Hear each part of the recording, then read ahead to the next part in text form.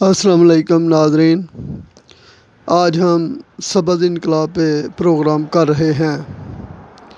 ہماری کوشش ہے اچھی سوچ کو، نئے آئیڈیاز کو منزل تک پہنچایا جائے۔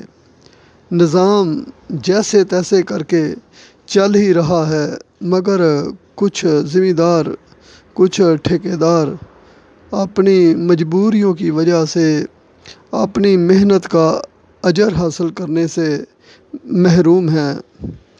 زمین کے جو مالک ہیں وہی رہیں، ٹھیکیدار وہ اپنی مرضی سے رکھیں، مگر اس میں ایک نئی چیز شامل کی جائے کہ گورنمنٹ تھرڈ پارٹنر بنے اور بجلی کا بل، زرعی ادویات، کھاد اور بیج حکومت کے ذمہ ہو، اور بینک کو پابند کیا جائے کہ بلا سود 25% تک جتنی اس کی زمین کا ٹھیکہ بنتا ہے دیا جائے۔ اس طرح ٹھیکیدار کو جتنی اس کی اجرت بنتی ہے اس کا 25% بینک بلا سود دے، یا ٹھیکیدار کو سرکاری امپلائی بنایا جائے اور اسے تنخواہ دی جائے، اور تعلیم اور عمر کی حد کوئی نہ ہو، جب تک وہ کام کر سکتا ہو اپنی نوکری کرتا رہے۔ جب وہ کام کرنے کے قابل نہ رہے تو اسے 6,000 روپے ماہانہ گزر بسر کے لیے دیا جائے۔ تو اس طرح بے شمار جابز پیدا ہوں گی۔ اس کے بعد ہم ایک گندم خریداری کے لیے ایک فرنچائز سسٹم بنائیں اور ان سے سیکورٹی لیں، اور آڑھتی کے جو پارٹنر ہیں وہ بھی رجسٹرڈ ہونے چاہیے، اور اسٹاک کو مینٹین رکھنے کے لیے وہاں پہ کمپیوٹر میں سارا ریکارڈ ہو۔ بیرون ملک ایکسپورٹ کے لیے معیار اور سٹینڈرڈ کو یقینی بنایا جائے، اور گوداموں کو حفظان صحت کے اصولوں کے مطابق صاف رکھا جائے۔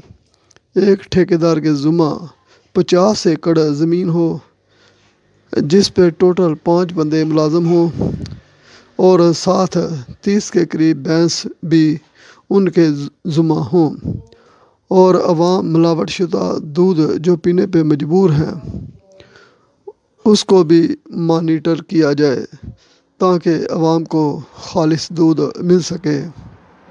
کمانا تو سب نے منافع ہی ہوتا ہے، اگر خالص چیز دے کر منافع کما لے تو ملک میں جو ہسپتالوں پہ بوجھ ہے وہ بھی کم ہو جائے گا۔